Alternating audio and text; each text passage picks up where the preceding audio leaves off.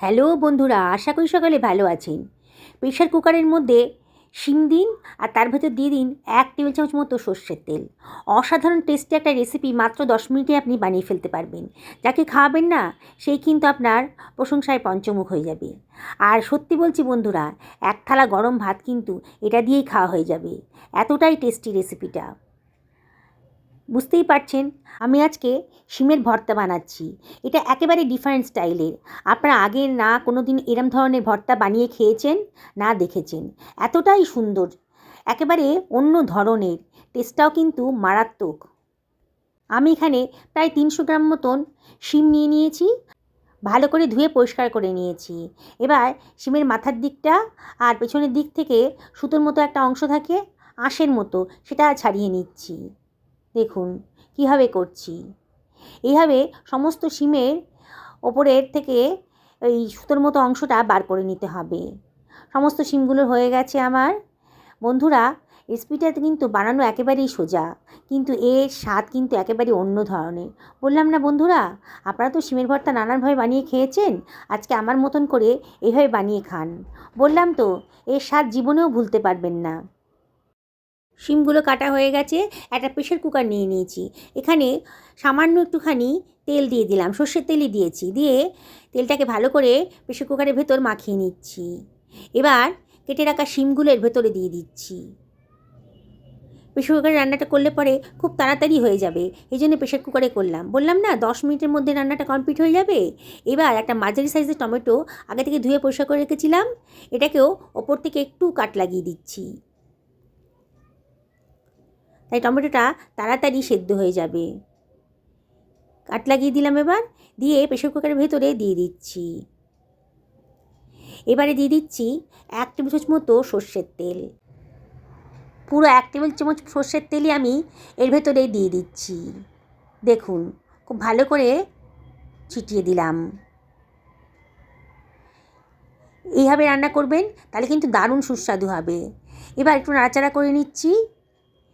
এবার এটাকে, প্রেশার কুকারটাকে আমি গ্যাস ওভেনে বসিয়ে দিচ্ছি।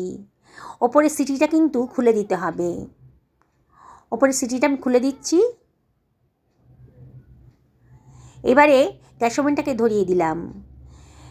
10 থেকে 12 মিনিট আমি এইভাবে রান্না করব। সিটি ছাড়াই কিন্তু রান্না করতে হবে। এবার দুখানা মাঝারি সাইজের পেঁয়াজ নিয়ে নিয়েছি। পেঁয়াজের খোসাটাকে আমি কেটে বাদ দিয়ে দিচ্ছি। পেঁয়াজটাকে খুব পাতলা পাতলা করে কেটে নিচ্ছি। বন্ধুরা, রেসিপিটা ভালো লাগলে পরে লাইক করবেন, শেয়ার করবেন, আর অবশ্যই কমেন্ট করে জানাবেন যে আপনাদের আমার এই রান্নাগুলো কীরকম লাগছে। দেখুন পেঁয়াজটা কাটা হয়ে গেছে, সরিয়ে রাখলাম। কতগুলো রসুনের কোয়াও নিয়ে নিয়েছি, ওগুলোকে আমি কুচি কুচি করে কেটে নিচ্ছি। রান্নাটা বানানো একেবারেই সোজা। একবার যে দেখবে না, সে কিন্তু অনায়াসেই বানিয়ে ফেলতে পারবে। আজকে এই ভর্তাতে আমি একটা স্পেশাল মশলা দেব। একটা মিক্সার গ্রাইন্ডারের ভেতর 2 টেবিল চামচ মতো সাদা সর্ষে দিয়ে দিলাম। আমি সাদা সর্ষে দিয়ে রান্নাটা করব, আপনার ইচ্ছা করলে কালো সাদা মিশিয়েও করতে পারেন, কিংবা শুধু কালো সর্ষে দিয়েও করতে পারেন। 1 টেবিল চামচ মতো দিয়ে দিলাম পোস্তদানা, আর 1/2 টেবিল চামচ লবণও দিয়ে দিলাম। এটাকে গ্রাইন্ড করে নেব। লবণটা দিয়ে গ্রাইন্ড করবেন, দেখুন কত সুন্দর করে একটা পাউডারের মতন তৈরি হয়ে গেছে। এবার দিয়ে দিচ্ছি 2খানা কাঁচা লঙ্কা। কাঁচা লঙ্কার ফ্লেভারটা কিন্তু খুব সুন্দরভাবে আসবে। আর দিয়ে দিচ্ছি 2 টেবিল চামচ মতো জল দিয়ে দিলাম। দিয়ে আবারও এটাকে আমি গ্রাইন্ড করে নিচ্ছি। দেখুন কত সুন্দর একটা স্মুথ পেস্ট তৈরি হয়ে গেছে। এবার সরিয়ে রাখলাম। প্রেশার কুকারে শিমটা দিয়েছিলাম, মিনিট 10 হয়ে গেছে। এবার ঠান্ডা হয়ে গেছে। ঠান্ডা করে আমি এটাকে একটা থালার মধ্যে রেখে দিচ্ছি। এবার হাত দিয়ে একটুখানি মেখে নিচ্ছি। একেবারে গলে যায়নি, একটু কচকচা মতন আছে। দেখুন খুব ভালো করে আমি এটাকে মেখে নিচ্ছি। দেখবেন আবারও সুতোর মতন কিছু অংশ বেরিয়ে আসবে, এগুলো কিন্তু ফেলে দেবেন। এগুলো খেতে ভালো লাগে না, এগুলো ফেলে দেবেন। দেখুন খুব ভালো করে আমি শিমটাকে মেখে নিচ্ছি। মিক্সার গ্রাইন্ডারে দেবো না, তাহলে কিন্তু একবারে মিহি হয়ে যাবে, তাহলে কিন্তু খেতে অতটা ভালো লাগবে না। আমি একটা কড়াই গরম করতে দিয়ে দিয়েছি, আর কড়াইয়ের ভেতর আমি দিয়ে দিচ্ছি 2 টেবিল চামচ মতো সর্ষের তেল, আর 2খানা শুকনো লঙ্কা দিয়ে দিলাম। লঙ্কাটাকে একটু ভেজে নিচ্ছি। দেখুন লঙ্কাটা ভাজা হয়ে গেছে, সুন্দর একটা গন্ধও বেরোতে শুরু করেছে। লঙ্কাটাকে আমি তুলে রাখছি। এবারে ওই তেলের ভেতরে আমি দিয়ে দিচ্ছি 1/2 টেবিল চামচ মতো কালো জিরে। গ্যাসের ফ্লেমটা এই সময় লোতে রাখবেন। আর দিয়ে দিচ্ছি কেটে রাখা রসুনের কুচিগুলো, দিয়ে একটু নাড়াচাড়া করে নেব। রসুনের কাঁচা ভাবটা যাতে চলে যায়, এবং শুকনো একটা গন্ধ বেরোতে শুরু করবে, তখনই বুঝতে পারবেন যে রসুনটা ভাজা হয়ে গেছে। দেখুন, রসুনটার কালারটাও চেঞ্জ হয়ে গেছে আর সুন্দর একটা গন্ধও বেরোতে শুরু করেছে। আমি এই সময় দিয়ে দিচ্ছি কেটে রাখা পেঁয়াজটা। পেঁয়াজটা দিয়ে সব কিছু আবারও ভালো করে মিশিয়ে নেব। গ্যাসের ফ্লেমটা মিডিয়াম টু হাইতে করে দিয়েছি, আর অনবরত কিন্তু নাড়তে হবে। এবার 1/4 টেবিল চামচ মতো হলুদের গুঁড়ো দিলাম, জাস্ট কালারের জন্যে। দিয়ে আবারও সব কিছু খুব ভালো করে মিশিয়ে নিচ্ছি। পেঁয়াজটাকে একটু ভাজা ভাজা মতো করে নেবো। যেসব বন্ধুরা আমার রেসিপিগুলো দেখছেন অথচ এখনও আমাকে সাবস্ক্রাইব করেননি, তাদেরকে আমি রিকোয়েস্ট করবো আমার চ্যানেলটা সাবস্ক্রাইব করার জন্যে। পাশে থাকা বেল আইকনটা অবশ্যই ক্লিক করে দেবেন, তাহলে আমার রান্নার নোটিফিকেশানটা আপনারা চটজলদি পেয়ে যাবেন। 1/2 টেবিল চামচ মতো লবণ দিয়ে দিলাম। লবণটা কিন্তু একটু বুঝে শুনে দিতে হবে। আমি যখন পোস্ত আর সর্ষে বেটেছি তখন কিন্তু অনেকটা লবণ দিয়েছি। এইবারে বেটে রাখা পোস্ত আর সর্ষের বাটাটা দিয়ে দিলাম। মিক্সার গ্রাইন্ডারটা ধুয়ে সামান্য একটু জলও দিয়ে দিলাম। এবারে সব কিছু আবারও ভালো করে মিশিয়ে নিচ্ছি। দেখুন বন্ধুরা, বানানোটা কতটাই সোজা। আর এই বিশেষ মশলাটা দেওয়ার ফলে কিন্তু এই ভর্তার টেস্টটা একেবারে অন্য রকমের হবে। যাকে খাওয়াবেন না সেই কিন্তু জিজ্ঞেস করবে কী করে বানালেন, আগেও তো অনেক শিমের ভর্তা খেয়েছি।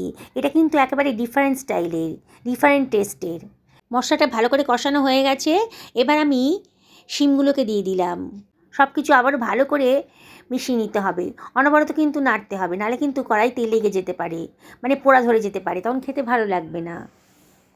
দেখুন বন্ধুরা, নাড়তে নাড়তে কিন্তু শিমের কালারটা পুরো চেঞ্জ হয়ে গেছে, দারুণ সুন্দর দেখতে লাগছে। একবার খেয়ে দেখবেন গরম ভাতের সাথে। হয়ে গেছে রেডি। আমি এটাকে একটা পাত্রের ভেতর ঠান্ডা করতে দিয়ে দিয়েছি। বেশ ঠান্ডা হয়ে গেছে যখন, তখন আমি এর ভেতরে দিয়ে দিচ্ছি বেশ খানিকটা ধনেপাতা কুচি। ধনেপাতাটা দিলে পরে কিন্তু দারুণ সুন্দর একটা টেস্ট আসবে, গন্ধটাও খুব সুন্দর বেরোবে। আবার আমি সব কিছু ভালো করে মাখিয়ে নেব। এবার যে 2খানা শুকনো লঙ্কা ভেজে রেখেছিলাম সেটাকেও একটু ভেঙে আমি এর ভেতরে মিশিয়ে দিচ্ছি। যেসব বন্ধুরা এই রেসিপিটা ফেসবুক থেকে দেখছেন তাদেরকে আমি রিকোয়েস্ট করব আমার পেজটাকে ফলো করার জন্যে। ভাজা শুকনো লঙ্কাটাকেও মিশিয়ে দিলাম। খুব সুন্দর একটা ফ্লেভার আসবে, টেস্টটাও কিন্তু দারুণ সুন্দর আসবে। খুব ভালো করে আবারও মাখিয়ে নিচ্ছি। যত সুন্দর করে মাখবেন ততই সুন্দর কিন্তু টেস্টটা হবে, তাই খুব ভালো করে মাখিয়ে নিতে হবে। দেখুন বন্ধুরা, আমি খুব ভালো করে এটাকে মাখিয়ে নিচ্ছি। হয়ে গেছে। এবার আমি 1 টেবিল চামচ মতো সর্ষের তেল দিয়ে দিলাম, আর দিয়ে দিচ্ছি আধখানা লেবুর রস। দারুণ সুন্দর টেস্ট হবে। এত সুন্দর টেস্ট হবে না, বললাম না বন্ধুরা, যাকে খাওয়াবেন সেই কিন্তু রেসিপিটা জানতে চাইবে। আবারও সব কিছু খুব ভালো করে মিশিয়ে নিচ্ছি। গরম ভাতের সাথে যেদিন এটা থাকবে না, আর অন্য কোনো পদের দরকারই হবে না। আমি একটা সার্ভিং বলে এটাকে সার্ভ করে দিচ্ছি। দেখুন কত সুন্দর দেখতে লাগছে। ভর্তা প্রেমীরা তো এরম ভর্তা পেলে আর কিছুই চাইবে না, এটা দিয়ে সব ভাত খেয়ে নিতে পারবে। এত সুন্দর দেখতে লাগছে, আর খেতেও কিন্তু সত্যি বলছি অসাধারণ। তাই আর দেরি করবেন না, আজকেই বানিয়ে ফেলুন, পরিবারের সকলকে খাওয়ান, নিজেও খান। হেলদি খান, ভালো থাকুন, সুস্থ থাকুন, এই কামনা করে ভিডিওটা এখানে শেষ করলাম। নমস্কার।